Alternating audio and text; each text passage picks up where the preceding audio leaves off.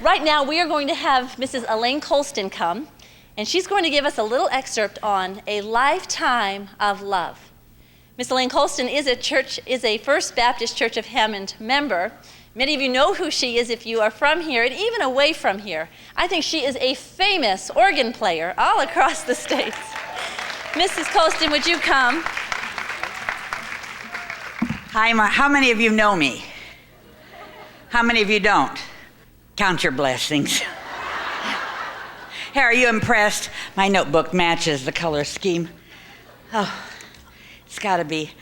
Let me see, I have exactly 7 minutes. You can time me. 53 plus 7 is 60 before o'clock. Okay.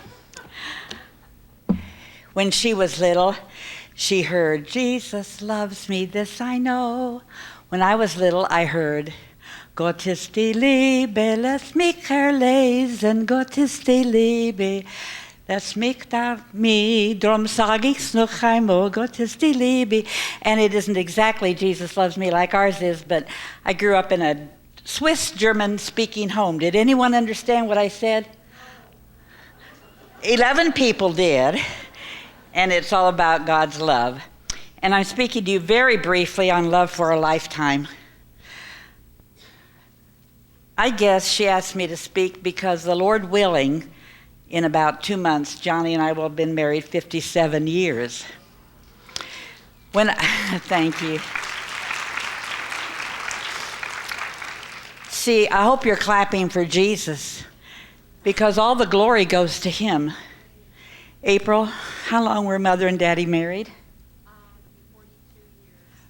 They're married only 42 years, but her mom just went to heaven. If you go back to the early 1800s, and Adoniram Judson, who was a missionary who went to Burma, his precious little first wife, Anne, age 22, she only lived 14 years more. And if you read their life story, it isn't just a mission work. He was mistaken for the opposition in the government problems and was put in prison. And she made a home outside the prison and took him food every day or he would have starved to death. And their work in Burma has gone on and on and on. His second wife was already a widow. Her husband was on the mission field and died. And then she married Mr. Judson, but she died after a few years. There are many ladies who would love to have been married to a man 57 years. If you would not feel offended, how many of you are widows? Look around you, girls. Okay? I go to a grocery store and I buy something I buy the kind of pop that my husband can drink. And I say, this is the kind Johnny can drink. And I'm glad to buy this kind for him. We'll be married 57 years pretty soon. And they could go, congratulations. And I'll say, I didn't keep us alive. God did. I think of Jim Elliot. Does that name mean anything to anybody here? A lot of people. I remember being in college in a prayer group in 1956, and we got the word that the Auca Indians had killed, I think it was 5 missionary men. Jim Elliot was one of those, and Elizabeth Elliot was a very young widow. And she of the other widows went to the people who had murdered their husbands and won them to Christ and loved them and forgave them. Don't brag on me. I think about a girl named Heather Kokaboon. How many know who that is? A few more. She was a Hyles-Anderson graduate, and so was Daniel. They married in 2011, went to Peru in 2012, the country of Peru. And on May 5 in 2015, Daniel went to heaven. He had fallen a great distance. She was going to stay married to him a long time and serve the Lord together. Does anybody here know Scott and Debbie Christensen in the Philippines? She's 59. They were married for 37 and a half years. 20 years less than we'll be married if the Lord gives us 2 more months. And next week we'll bury her body in our cemetery. All that to say very quickly, as soon as I said Johnny and I will be married 57 years, you just clapped like yay. And it is true, yay. We're living out our vows.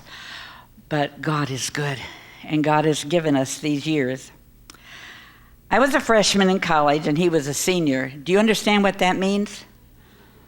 He's looking for a wife, and I'm just trying to get through the freshman year. And he comes up, we dated our first date that year, freshman year, on February 4th. And it wasn't long, he said to me, Elaine, you have all the qualities I'm looking for in a Christian wife. And I said, I don't know if this is a proposal or not, and I don't know if what I'm going to say next means we have no more dates, but I just want to tell you, I'm still in my freshman year. My parents did not make me promise this, but I promised God and I promised myself I would finish college before I got married. And he said, I can't afford a ring now anyway.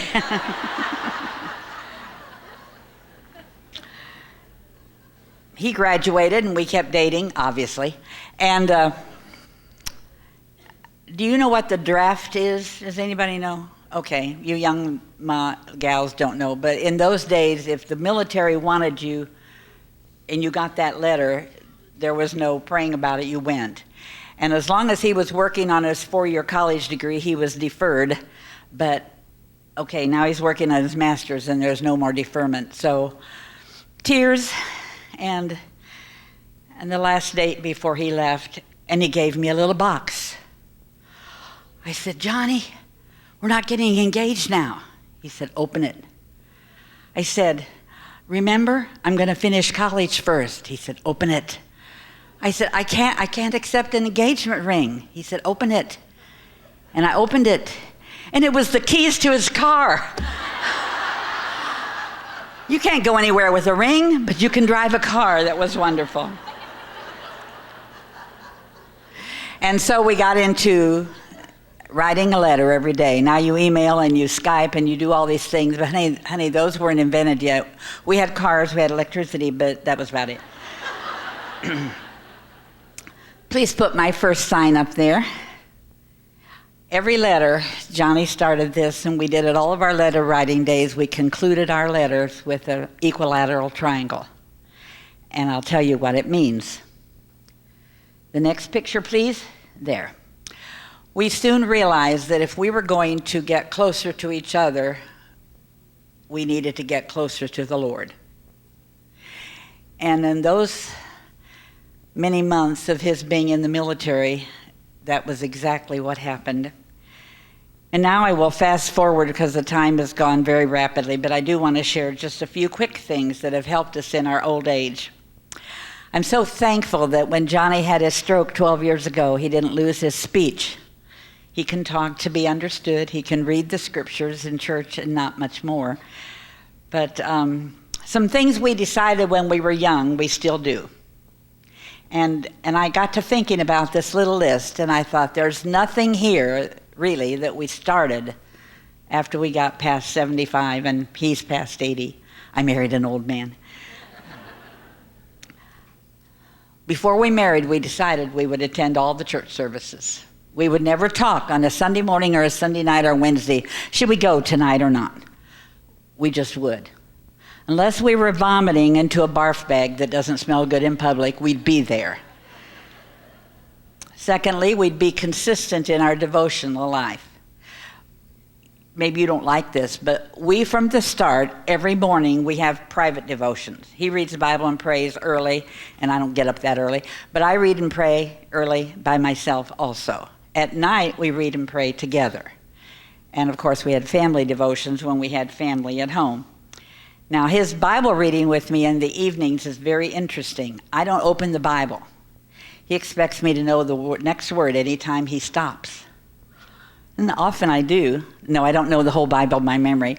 But if I don't know the word, he'll give me the first letter, or he'll gesture something. We don't know sign language, but he'll make it happen.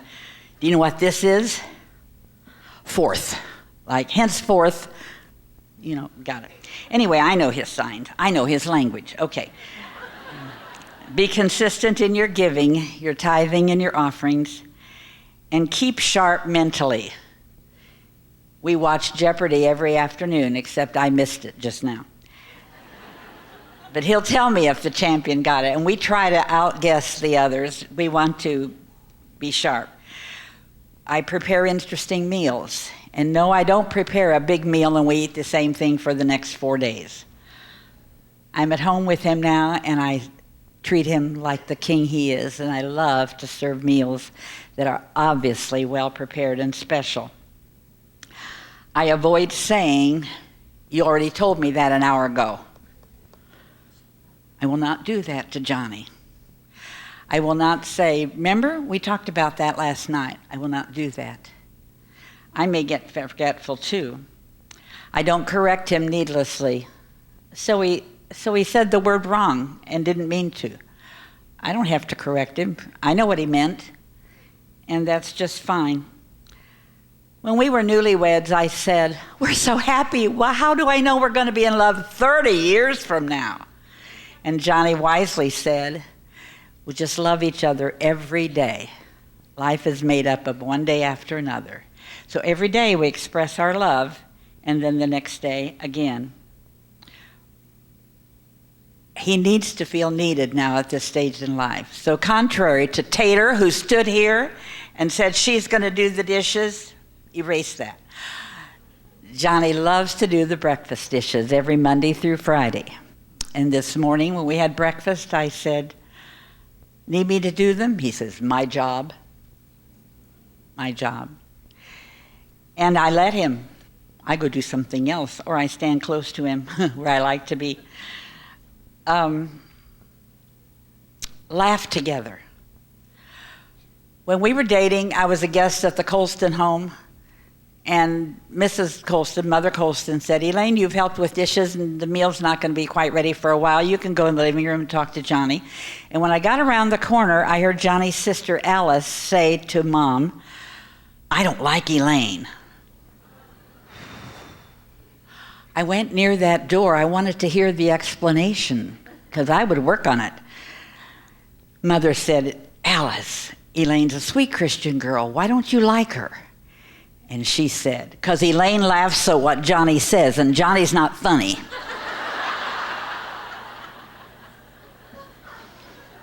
And I still laugh at what Johnny says, and I think he's funny.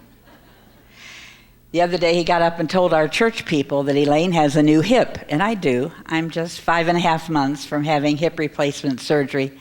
So he told the whole congregation, "Elaine has a new hip, but the rest of her is still very old." And so I am. And so however many years the Lord gives you, how many of you are married, and as far as you know, he's alive?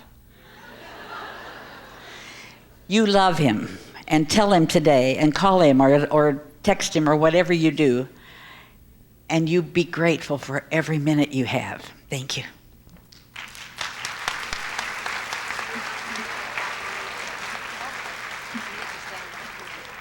I'm supposed to stand right here. Oh, there's our wedding picture. I forgot to show you. Well, that's why we had you come back. No, just kidding. Oh. It's my privilege to get to honor Mrs. Elaine Colston. I first became acquainted with Miss Colston as a Howes Anderson student in the late 70s. She was already well established in the work of First Baptist Church. In my opinion, no other woman has done more to make First Baptist Church successful than Mrs. Elaine Colston. Dr. Howes used to taunt Miss Colston when she'd be sitting on that organ bench by saying she was the one pastoring the church from the organ bench. If you've ever seen her in action, you know that that might possibly be true. The term a music coordinator was virtually non-existent before Dr. Howes gave her that title. For 50 plus years, she has been responsible to supply all the special music for every Sunday morning service, Sunday evening service, and Wednesday evening service. That's 8 musical specials a week. All conferences, pastor schools, ladies' meetings, mission conference, revival services, funerals, and weddings increase the number of specials. For many years, the rehearsals of these specials were conducted in the Colston home, of which I got to be a part of many years ago. Mrs. Colston is a phenomenal homemaker. Her home is always, I've tried to sneak in there and find when it wasn't, clean, warm, and cozy. I can remember how our music practice would be suspended for a few minutes as Miss Elaine left the room to care for the needs of her beloved Johnny. Mrs. Colston is a very thoughtful neighbor. Many times as I arrived at the Colston home, I would see Miss Colston streaking across the neighbor's yard. Streaking means no clothes. Like I said, streaking. Just kidding. Her clothes were on her. Okay. Yeah, streaking can also mean moving at a very fast pace if you don't have your mind in the gutter. Okay, so you made me lose my place, Miss Colston. Okay, here we go, got it. She's coming across the yard, and I asked her, Miss Colston, what are you doing? And she'd say, well, so-and-so, my neighbor 3 doors down is sick or has had a death in their family, and I know they need some loving, so I just delivered a meal down there to them. Miss Colston has also been the wedding coordinator of First Baptist Church for 40 plus years. She was in charge of all the wedding rehearsals. And any of y'all ever been in a wedding rehearsal with Miss Colston? Get it right. If you don't get it right, we don't go home. So many young people just went straight into put on their little outfits, came out that door. No, we because weren't it took us all night to get there. Just kidding. Okay, she was a wedding coordinator, and she usually had a wedding every Friday night and every Saturday afternoon, 51 weeks of the year. 51 because they did not allow you to get married here on the Christmas week, I think. That's why she had 51. She approved all wedding and bridesmaids' dresses. The First Baptist brides are well known in this area because of the dress standards of this lady right here, Miss Elaine Colston. I was with one bride who was doing a fitting for her dress when the owner of the salon came up and said, "We know how to alter your dress, so Miss Colston will approve it." For several decades, she also served as the superintendent of the high school to Sunday school department. The young people loved her dearly, and that was because she loved them dearly. In fact, I don't know if you saw this, but I noticed that when Miss Colston's retirement, because she was recently retired, went viral on Facebook. Now, we all know what that means. A middle-aged married man, said, married man who grew up in First Baptist commented and said that Miss Colston changed my life when I was in her department. That was a pretty phenomenal statement. On the darkest day in my life, Mrs. Colston was there to encourage me with a smile and some very kind words. She never criticizes, because I've tried to get her to. She never gossips, and I've tried to get her to do that too. She's never in a bad mood. And I've been with her in all kinds of situations. She's never in a bad mood. She is undoubtedly, you can tell, she's got to be an avid reader of the scriptures. She always greets people with a smile and a kind word. Wow, I think maybe Miss Colston reminds me of Jesus. I love you, Miss Elaine. And when I grow up, I want to be just like you. I love you, my friend. We have some flowers for you. Thank you. Hanging out somewhere. We have flowers for Miss Colston.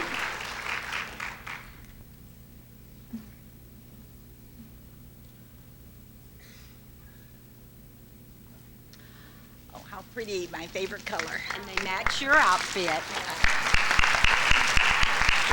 Thank you. Thank you for your words. I love you. I love you. Remember, on your dark day, I looked at you back there. You were in your peachy outfit. Remember that? Thank you very much. Thank you, Belinda, for your kind gift of words, and thank you, everybody. How many of you ever were in my department or singing group or a wedding that I did? Raise your hand. Oh, that's exciting. Thank you.